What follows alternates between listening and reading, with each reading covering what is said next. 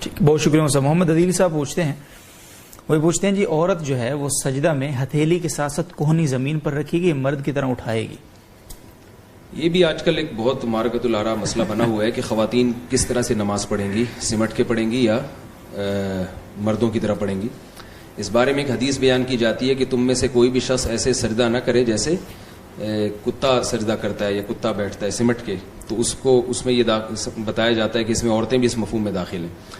تو یہ بات خوب یاد رکھیں، اس پر صدیوں اجماع رہا ہے امت کا، صدیوں تک کسی فقیہ کا ایک فتویٰ بھی نہیں دکھایا جا سکتا، ہزاروں لاکھوں علماء کا، کہ عورت اس طرح نماز پڑھے گی جیسے مرد پڑھتے ہیں.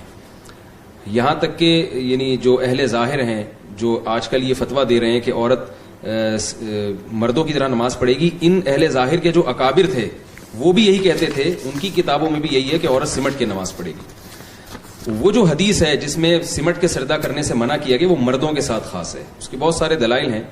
پہلی بات تو یہ ہے کہ رسول اللہ صلی اللہ علیہ وسلم کی نصوص سے اور احادیث سے پتہ چلتا ہے کہ شریعت نے نماز میں عورت کے عورت ہونے کا بہت یعنی رعایت کی ہے. تبھی آپ دیکھیں کہ آپ صلی اللہ علیہ وسلم نے فرمایا کہ عورت گھر میں نماز پڑھنا اس کا مسجد میں نماز پڑھنے سے بہتر ہے. عورت کا کمرے میں نماز پڑھنا یہ صحن میں نماز پڑھنے سے بہتر ہے.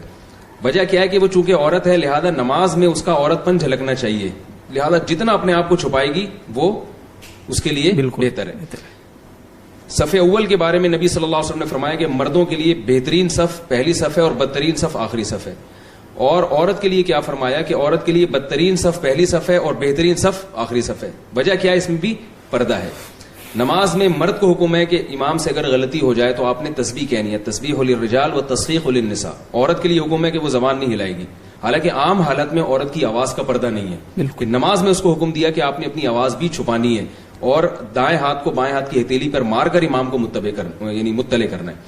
تو اتنی ساری نصوص ہیں. اس جیسی اور بھی نصوص ہیں. حضرت عائشہ رضی اللہ تعالی عنہا نے ایک دفعہ خواتین کی جب جماعت کرائی تو بالکل درمیان میں کھڑی ہوئی ہیں. کیوں؟ حضرت عائشہ نے یہ سمجھا کہ نماز میں چونکہ عورت کو یعنی اس کا عورت پن ظاہر ہوتا ہے، لہذا وہ مردوں سے نمایاں ہو کے یعنی ایسی جگہ نہیں کھڑی ہو سکتی جہاں اس کا جسم نمایاں ہو. تو نماز میں وہ کیا کر رہی ہیں؟ صف کے بالکل درمیان میں کھڑی ہو رہی ہیں. اسی طرح آپ دیکھیں کہ شریعت میں حکم یہ ہے کہ جب مرد اور عورتیں جماعت سے نماز پڑھیں گی تو مرد امام بنے گا، عورت نہیں آگے آ سکتی.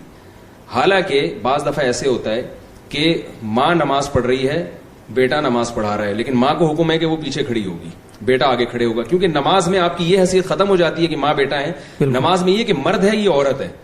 تو بہت ساری اس کی ہمارے پاس نصوص ہیں کہ نماز میں عورت کو اپنا عورت پن ظاہر کرنا ہے. اب جو مردوں کی طرح خواتین نماز پڑھتی ہیں اس میں نماز میں عورت کا عورت پن نہیں جھلکتا. وہ بالکل اس طرح سے یعنی اپنے کولے آسمان یعنی اوپر کی طرف اٹھانا اور اس طرح سے مردوں کی طرح کشادہ ہو کے نماز پڑھنا یہ کہیں بھی نہیں ہے. اور جو لوگ اس پہ یہ مطالبہ کرتے ہیں کہ اس پہ کوئی دلیل یعنی قرآن و سنت سے کوئی دلیل، تو اور ہمارے پاس بہت سارے مسائل ایسے ہیں جن میں قرآن و حدیث سے ہمارے پاس سری دلیل نہیں ہے، مگر عورت کے عورت ہونے کی وجہ سے فقہاء نے فتویٰ دیا اور آج بھی لوگ مان رہے ہیں. مرد زور سے لبیک کہتے ہیں جب ہم تلبیہ پڑھتے ہیں حج کے لیے عمرے کے لیے، عورت آہستہ تلبیہ کہتی ہے. تو میں یہ کہتا ہوں کسی حدیث سے آپ دکھائیں کہ عورت آہستہ تلبیہ کہے گی، کسی بھی حدیث میں نہیں ہے. لیکن تمام فقہا کا اس پر اتفاق ہے کہ عورت آہستہ تلبیہ کہے گی کیونکہ حج عبادت ہے، اس میں عورت کو اپنے عورت ہونے کو ظاہر کرنا ہے. سعی کا جو مسئلہ ہے اس میں مرد دوڑتے ہیں، عورتیں نہیں دوڑتی. کوئی ایک حدیث دکھائیں جس میں عورت کو دوڑنے سے منع کیا گیا ہو. اب کل کوئی متجدد اٹھ کے یہ دعویٰ کرے کہ عورتیں بھی دوڑیں گی اور وہ یہ آپ سے دلیل مانگے کہ حدیث دکھاؤ کہاں عورتوں کو دوڑنا منع ہے، تو آپ کہاں دکھائیں گے حدیث؟ اس کو آپ یہ کہیں گے بھی تواتر سے جو ایک عمل چلا آ رہا ہے. تو یہی ہمارے لیے بہت بڑی حجت ہے. اسی طرح رمل کا جو حکم ہے، رمل کہ مرد طواف کے پہلے 3 چکروں میں سینہ اکڑ کے چلتے ہیں، عورت کو رمل کی اجازت نہیں ہے. اس پر پوری امت کا اتفاق ہے. حالانکہ میرے علم میں کوئی ایسی حدیث نہیں ہے جس میں عورت کو رمل سے منع کیا ہو. کوئی بھی ایک روایت میرے علم میں ایسی نہیں جس میں عورت کو نبی نے رمل سے منع کیا ہو. تو جو لوگ کہتے ہیں کہ نبی نے فرمایا کہ صلو کما رأیتمونی اصلی، ایسے نماز پڑھو جیسے میں پڑھ رہا ہوں، تو نبی کا یہ بھی تو متفق علیہ اصول ہے کہ حج بھی ہم نے ایسے کرنا ہے جیسے نبی نے کیا. تو نبی تو جو ہے نا رمی آپ صلی اللہ علیہ وسلم تو صحیح میں دوڑے ہیں. اور خاص طور پر جس کی سنت کو زندہ کیا جا رہا ہے دوڑ کر، وہ تو عورت تھی، حضرت ہاجرہ تھی. تو خواتین کو تو وہاں زیادہ اہتمام سے دوڑنا چاہیے کہ بھئی ہم ہاجرہ کی سنت زندہ کر رہے ہیں. وہ تو دوڑ کے انہوں نے جو ہے وہ جبھی پوری ہوگی. لیکن اس کے باوجود پوری امت کا اجماع ہے کہ خواتین دوڑیں گی نہیں. تو یہ امام ابو حنیفہ، امام مالک، امام شافعی، امام احمد ابن حنبل چاروں مذاہب کا اس پر اجماع ہے، چاروں کے فتاوی کی کتابوں میں یہ لکھا ہوا ہے اور صدیوں سے چلا آ رہا ہے کہ عورت سمٹ کے نماز پڑھے گی. ایک آخری بات میں کر کے اپنی بات کو سمیٹتا ہوں. بخاری کی ایک حدیث پیش کی جاتی ہے ایک تابعیہ کے حوالے سے کہ وہ فقیہہ تھیں اور وہ امام بخاری نے ان کے بارے میں لکھا ہے کہ وہ مردوں کی طرح نماز پڑھتی تھیں. تو بعض حضرات اس کو دلیل کے طور پہ پیش کرتے ہیں. تو اس کے دو جواب ہیں کہ آپ ایک عورت کی تقلید کر رہے ہیں اس مسئلے میں. اس سے بہتر نہیں ہے کہ 4 مردوں کی، 4 اماموں کی جن کو پوری امت نے فقیہ مانا ہے ان کی تقلید کریں. دوسری بات، امام بخاری کا یہ روایت پیش کر کے ہائی لائٹ کرنا اس خاتون کو جو مردوں کی طرح نماز پڑھ رہی ہیں، یہ اس کی علامت ہے کہ باقی ساری عورتیں تابعین اور صحابہ کے دور میں عورتوں کی طرح نماز پڑھتی تھی سمٹ کے.